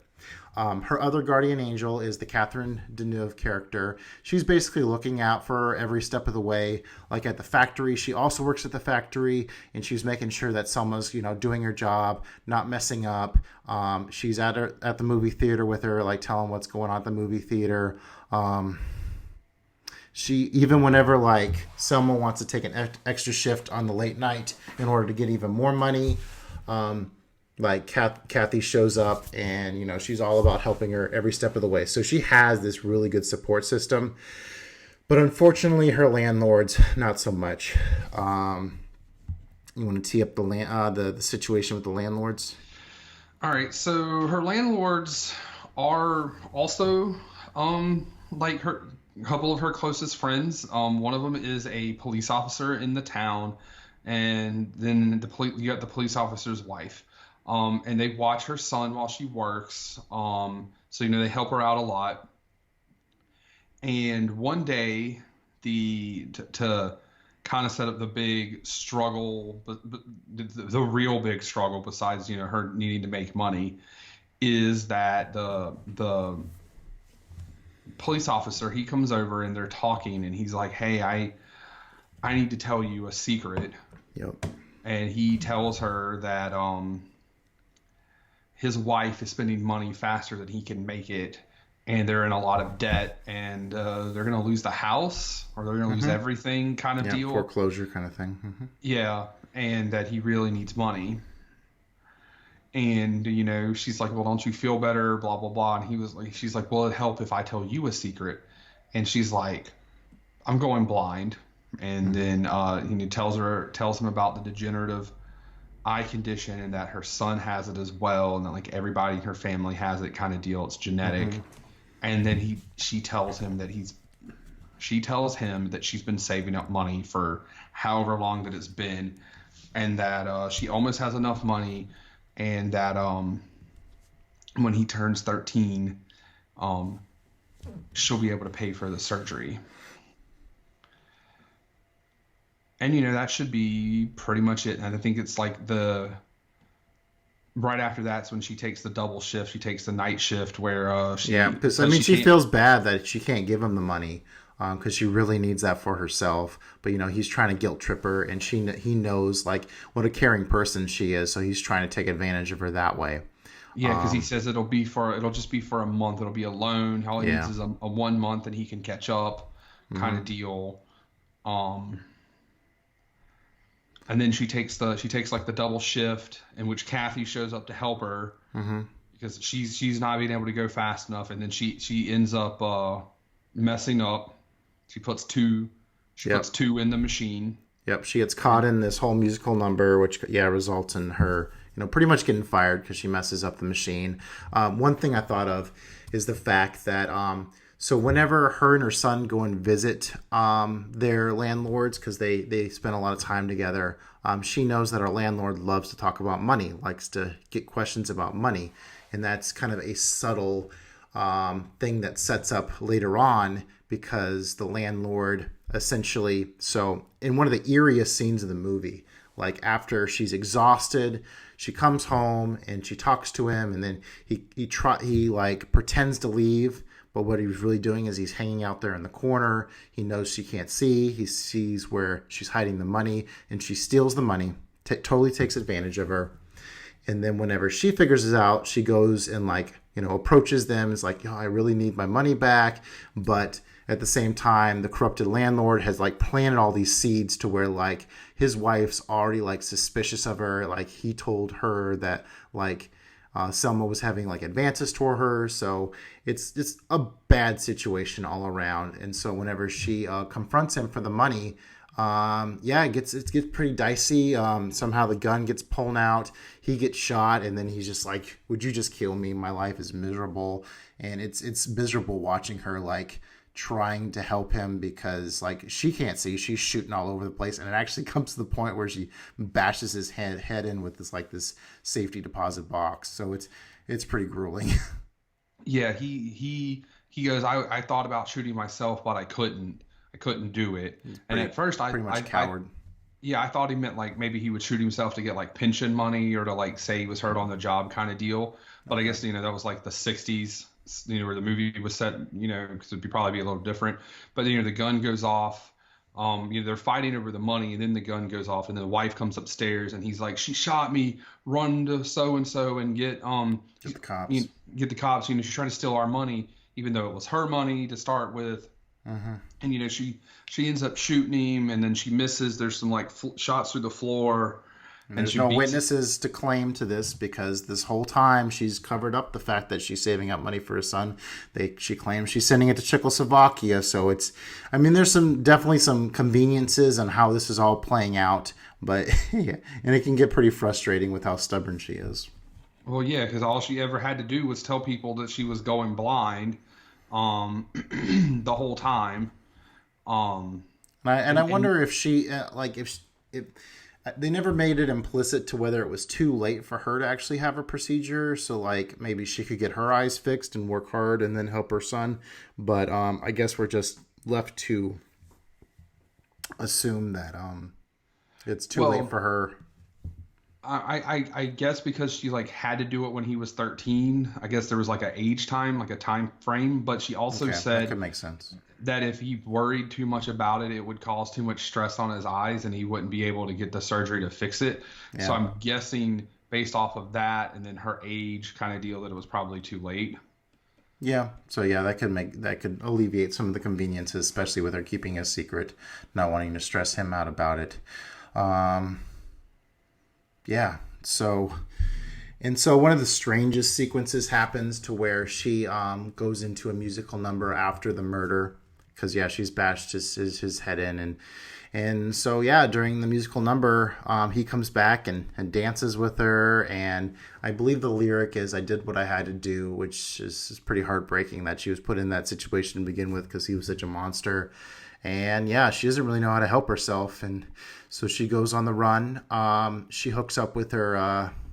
Do you know what his name was? Jeff, I believe. Jeff? Peter Stormare, right? It's Jeff. Yeah, Jeff. Okay, thanks. Yeah, so Jeff picks her up, and he helps her to the river, right? Because she gets rid of like the evidence or whatever. Well, she tries to, because her blouse, she gets into the water, but the money bag, like the bank bag, she throws, but it ends up stuck in like a tree forks out, and it ends up like stuck in the fork of a tree. Yeah, I do remember that. And there's like this guideline that helps her get to, I guess, the doctor's office, and she uses whatever money she can in order to put down to get the surgery for his son.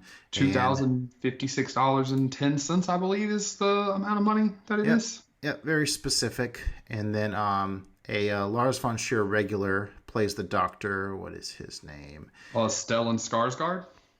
Is it so? No, Udo Kier. Udo Kier plays the doctor. He's a Lars von Trier regular. Because right here it says Dr. Stellan Skarsgård. Skarsgård plays the eye doctor. Okay. He's also a Lars von Trier regular, so good catch there. Well, this is where she went to see the eye doctor, not that doctor. Yep. There's the eye test doctor, and then there's the eye surgeon later on. So, all right. And so she goes back, and Jeff asks if she wants to go to music practice, and she concedes. Apparently, everybody in the music hall has heard that she's been a part of this terrible crime, and so they're doing everything they can to keep her there.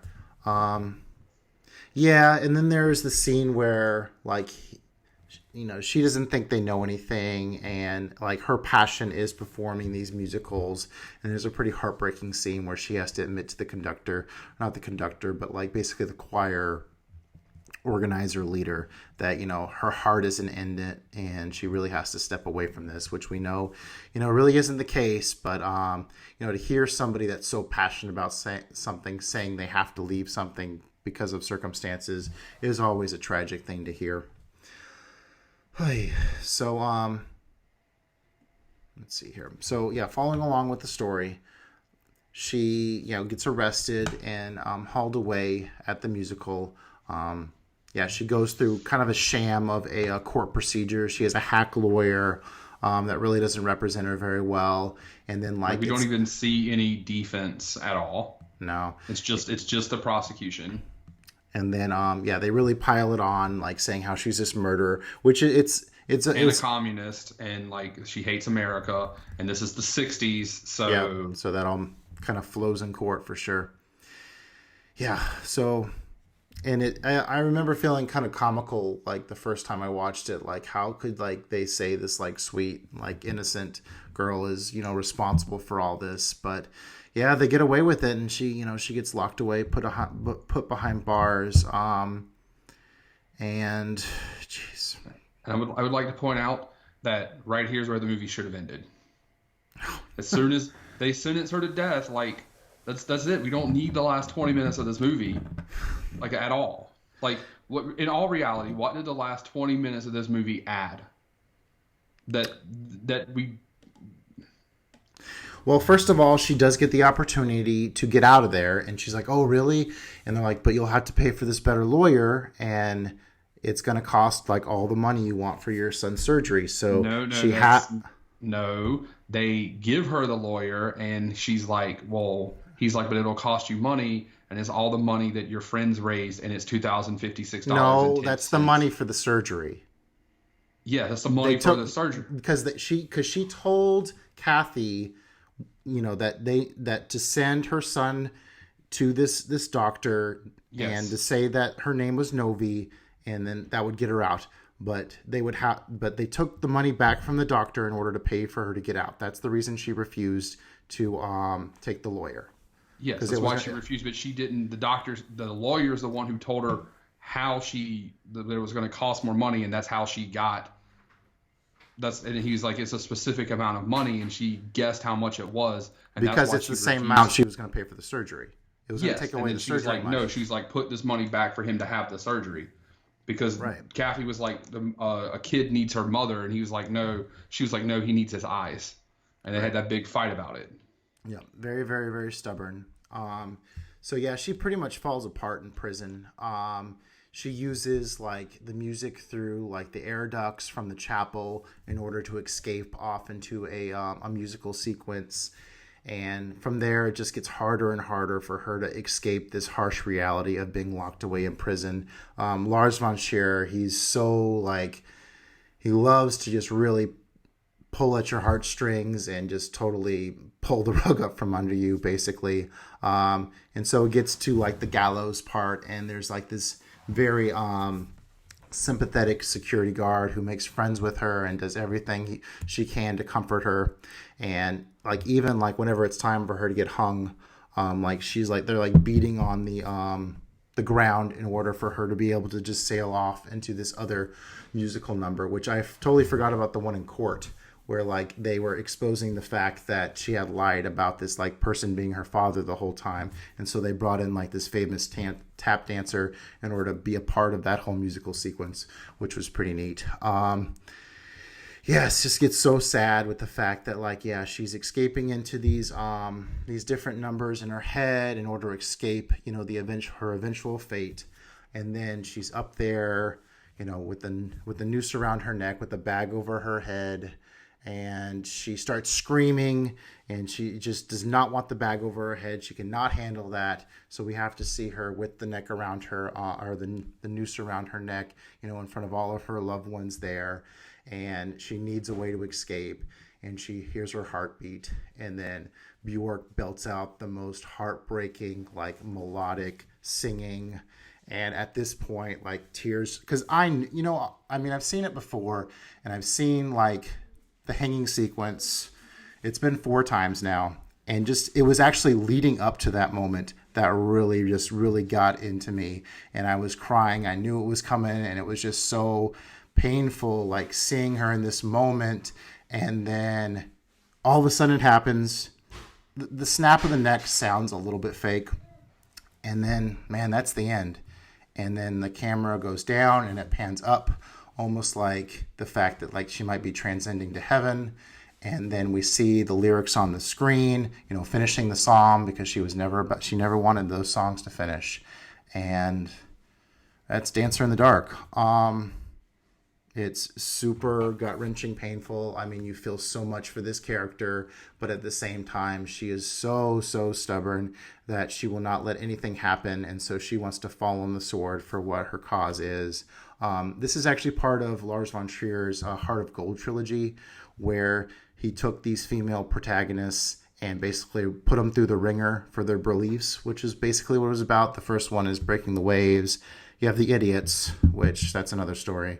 And then the last one, Dancer in the Dark. So yeah, tell me more about why you don't like the ending. I mean, the last 20 minutes doesn't add anything. It's just more brutality and more of her being stubborn and more like if we end with her, she gets the death penalty. We know she dies. The kid gets his surgery, and everything is already wrapped up. We don't need 20 more minutes of nothing, essentially. Like the 20 minutes doesn't add anything. I mean, that's where all the emotion is. Like there was already tons of emotion. She'd already been victimized by the monster forcing him to kill her. We'd already seen her put through the sham of a courtroom scene where she's railroaded into being the death penalty. We'd already, there's already all this emotion in the first 2 hours. Like, we don't need more of it just piling on. And like, it's like, okay, we've ripped your heart out. Now here's the last 20 minutes where we step on your heart. Like, and for me, it was really the step on the heart that really finally was that pushed me over the edge and what puts me so emotionally invested. Like, I enjoyed it, but just how devastating that ending is what it pushed it over the edge and what makes the movie for me. So sounds like you got there a little sooner than I did. I mean, it's just. So it killed. I mean, without the ending, would you see this as any better? I mean, don't get me wrong. Like, the hanging scene and that stuff was brutal, but it was one of those things where this was a movie that was 2 hours and 20 minutes that could have been 2 hours and would have been better. In my opinion, it wouldn't have made it 5 stars by any means, because I don't think it was a very good movie. My roommate was like, "Oh, well, I thought it was technically great. You seem to think it was technically great." I didn't like the camera angles and the close-ups and all of that stuff at all either. I didn't like the music, so like, no, it wouldn't have made it a lot better. But it definitely, an extra 20 minutes less probably would have made it feel a little better, because again, you just like, I felt like the extra 20 minutes was beating a dead horse at that point.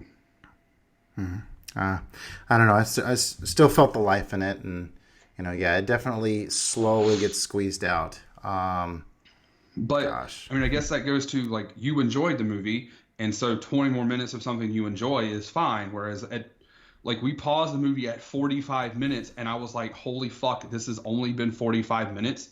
And I was like, okay. Was that after the first musical number? I don't remember. I just remember that the time when we paused it on Amazon Prime said 45 minutes. I was like, okay. Holy shit. But I was like, okay, there's still like an hour and 35.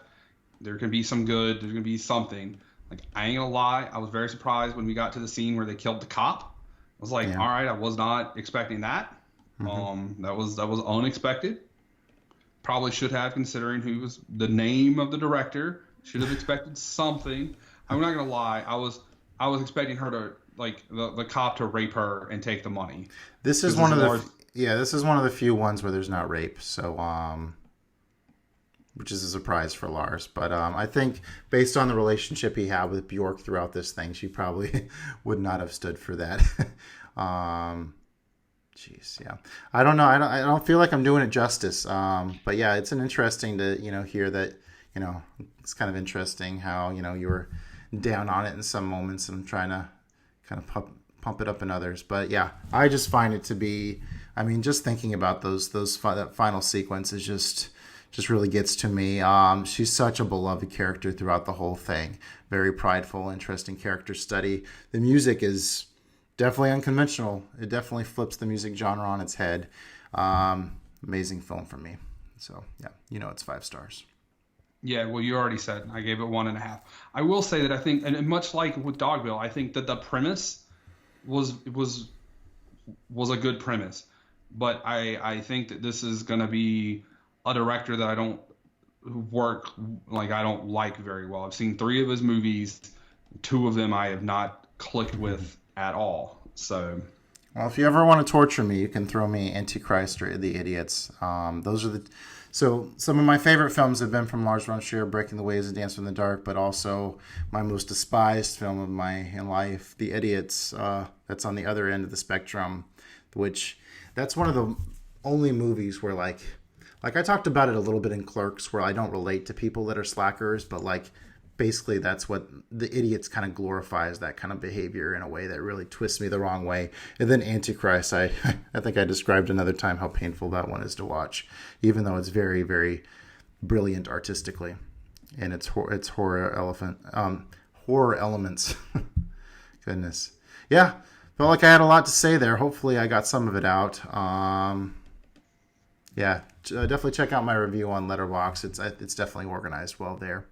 So, all right. So we have come to an end of another episode, talking about Dancer in the Dark for about 40 minutes. So we're almost back up to what we usually talk. Wasn't sure where we would land with the first half only taking about an hour. But yeah, our next episode will feature Arrow titles that we've never seen before.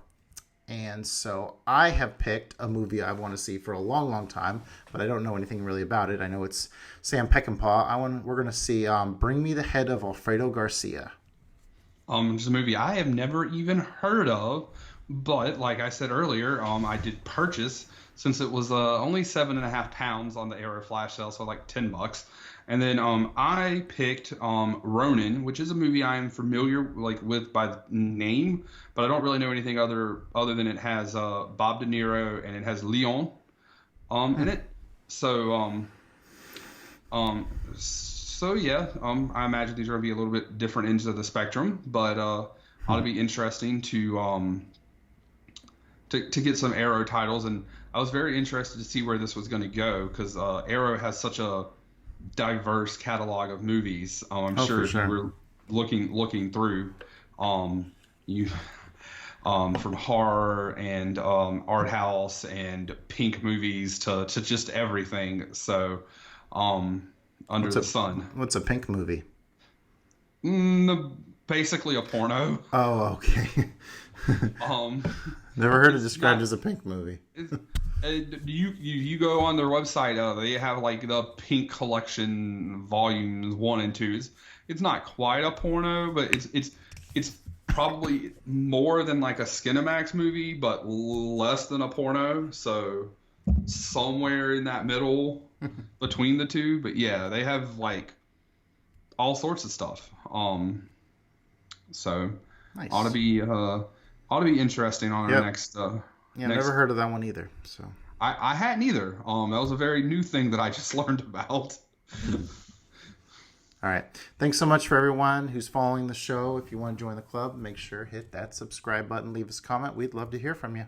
Yeah, and if you ever want to ask us a question, just send us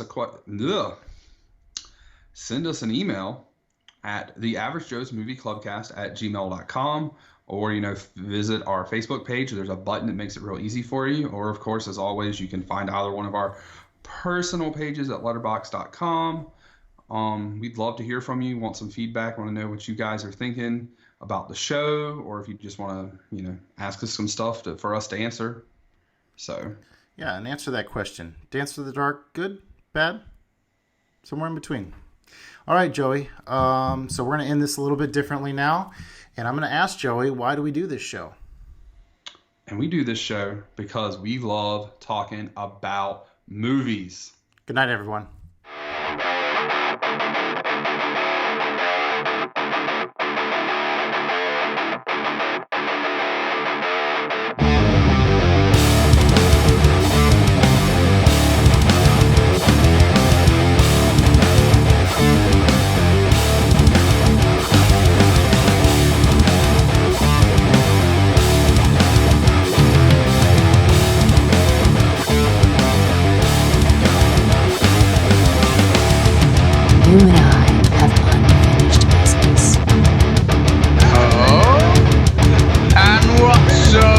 stinking about it. Non mi piace il feeling. Spirito santo. I think this just might be my masterpiece.